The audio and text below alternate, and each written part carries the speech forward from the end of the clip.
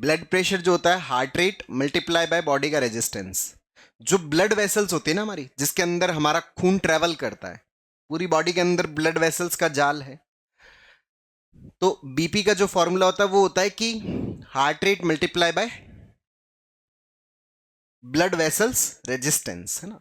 अच्छा, blood vessels का जो रेजिस्टेंस है, वो रेजिस्टेंस जो होता है ना, वो डायरेक्टली प्रोपोर्शनल होता है 1 जो ब्लड वेसल्स का सरकमफ्रेंस है ना, कि उनका सरकमफ्रेंस कितना है। अगर सरकमफ्रेंस कम है तो रेजिस्टेंस ज्यादा होगा, अगर सरकमफ्रेंस ज्यादा है तो रेजिस्टेंस क्या होगा, कम होगा। अब जब भी एंजाइटी में कोई भी व्यक्ति जाता है तो एंजाइटी के दरमियान क्या होता है कि पूरी बॉडी के अंदर जो है वो एनर्जी की डिमांड क्रिएट होती है, एक इमरजेंसी सिचुएशन क्रिएट होती है। हालांकि होती वो पूरी इमेजिनरी है, काल्पनिक है, कोई रियल फियर क्रिएट नहीं हुआ है।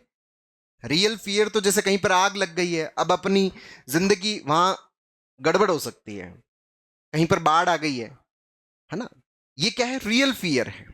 लेकिन बाकी सब लोग ठीक है, फिर भी मेरा वहां पे क्या हो गया, फियर क्रिएट हो गया, तो वहां पे fight and flight response create हो गया। अब मन को इस चीज से तो कोई लेना देना है नहीं कि ये रियल है या काल्पनिक है, बस उसको तो मैसेज गया किसका, कि कुछ ना कुछ गड़बड़ है। अब गड़बड़ है, जैसे इसका इंफॉर्मेशन गया तो अब आपका पूरा जो माइंड है, आपका जो पूरा बॉडी है, वो उस गड़बड़ से कैसे बचा जा सकता है उसकी प्लानिंग में लग जाता है। तो आपकी बॉडी के अंदर एनर्जी डिमांड क्रिएट होती है। जब एनर्जी डिमांड क्रिएट होती है तो वो एनर्जी की डिमांड कहां से फुलफिल की जाती है, ब्लड के थ्रू, क्योंकि ब्लड के अंदर क्या होता है, रॉ मटेरियल होता है। अब जो वो रॉ मटेरियल है वो सारी बॉडी में डिस्ट्रीब्यूट हो, वो ब्रेन की तरफ डिस्ट्रीब्यूट हो, तो उसके लिए ब्लड के फ्लो की जरूरत पड़ती है। अच्छा, ब्लड का फ्लो कब आएगा, जब सरकमफ्रेंस क्या किया जाए, थोड़ा सा कम किया जाए। जैसे पानी का पाइप होता है, आप पानी के पाइप को जैसे ही दबाते हो तो पानी का जो प्रेशर, पानी का जो स्पीड है वो क्या हो जाता है, बढ़ जाता है, अगर पाइप को आप प्रेस करते हो, है ना। लेकिन अगर आप पाइप को छोड़ते हो तो पानी का जो फ्लो है, पानी का जो स्पीड है वो क्या हो जाता है, कम हो जाता है। तो हमें क्या चाहिए, ब्लड की ज्यादा स्पीड की जरूरत है। तो ज्यादा स्पीड के लिए अगर ब्लड वेसल्स थोड़ी सी दब जाए, प्रेस हो जाए, तो ब्लड की स्पीड क्या हो जाएगी, फास्ट हो जाएगी। तो ब्लड फटाफट क्या पहुंचाएगा, रॉ मटेरियल पूरी बॉडी में पहुंचाएगा। तो जब भी एंजाइटी होती है तो ब्लड वेसल्स जो होती है वो क्या हो जाती है, उनका सरकमफ्रेंस क्या हो जाता है, दब जाता है, कम हो जाता है। जैसे ही सरकमफ्रेंस कम होता है तो रेजिस्टेंस क्या होता है, बढ़ जाता है। अच्छा, रेजिस्टेंस अगर बढ़ता है तो रेजिस्टेंस अगर बढ़ेगा तो ब्लड प्रेशर भी बढ़ेगा। तो एक तो इस कारण से बीपी बढ़ता है जब एंजाइटी होती है। दूसरा कारण क्या है कि अब ब्लड जो है वो ज्यादा पंप हो, ब्लड की स्पीड ज्यादा हो, उसके लिए जो मोटर ब्लड को पंप कर रही है उस मोटर को भी अपनी स्पीड क्या करनी पड़ेगी, बढ़ानी पड़ेगी। तो हार्ट की पंपिंग है, वो पंपिंग भी क्या हो जाती है, बढ़ जाती है। अब हार्ट की पंपिंग बढ़ती है मतलब हार्ट रेट क्या होती है आपकी, बढ़ जाती है। अब हार्ट रेट अगर बढ़ती है तो भी बीपी क्या होगा, बढ़ेगा।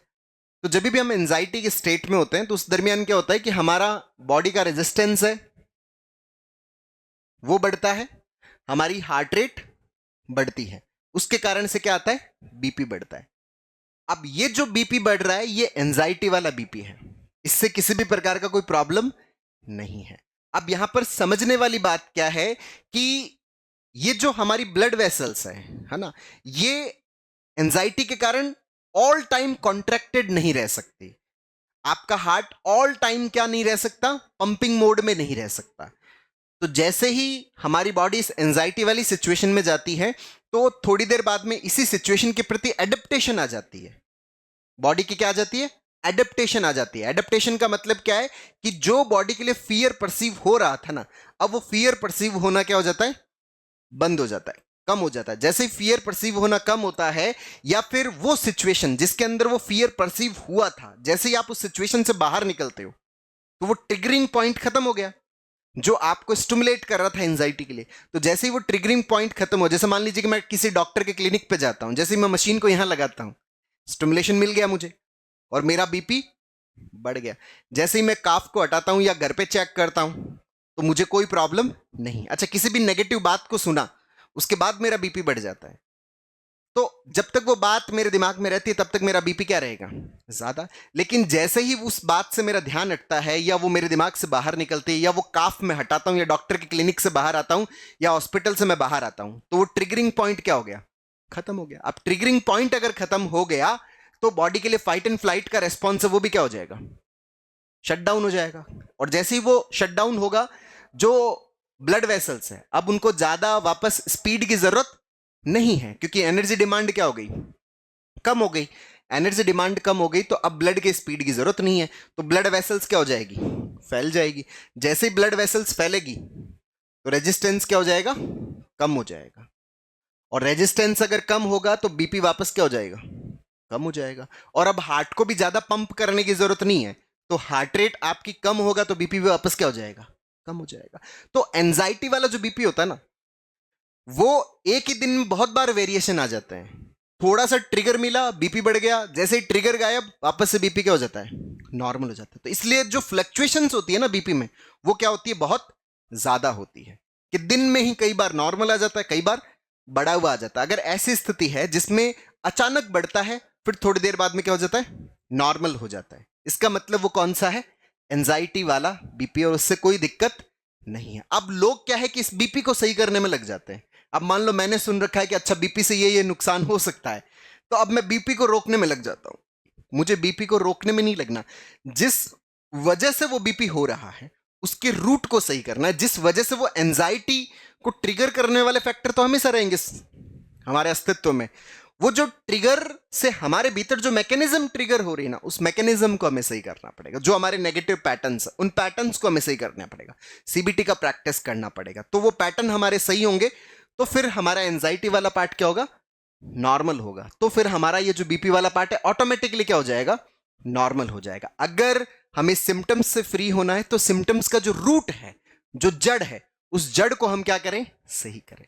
जड़ सही तो सारा का सारा ट्रैक क्या हो जाएगा, सही हो जाएगा। लेकिन अगर मान लीजिए कि यहां पे रियल वाला बीपी है, तो वो इस तरह से फ्लक्चुएट नहीं करेगा कि दिन में ही बहुत ज्यादा आ रहा है, फिर उसके बाद में क्या हो रहा है, वापस नॉर्मल आ रहा है। रियल वाला बीपी धीरे धीरे बढ़ता है, लंबे टाइम तक बढ़ा हुआ रहता है, और धीरे धीरे क्या होता है, कम होता है। लेकिन ये वाला दिन में कई बार बढ़ेगा, कई बार नॉर्मल हो जाएगा। सर ऐसे ही सुन लेते हैं ना तो गड़बड़ हो जाता है, ऐसे लगता है बस बीपी बढ़ गया। तो ये वाला बीपी आपका सिर्फ और सिर्फ एंजाइटी वाला बीपी, इससे कोई प्रॉब्लम नहीं है।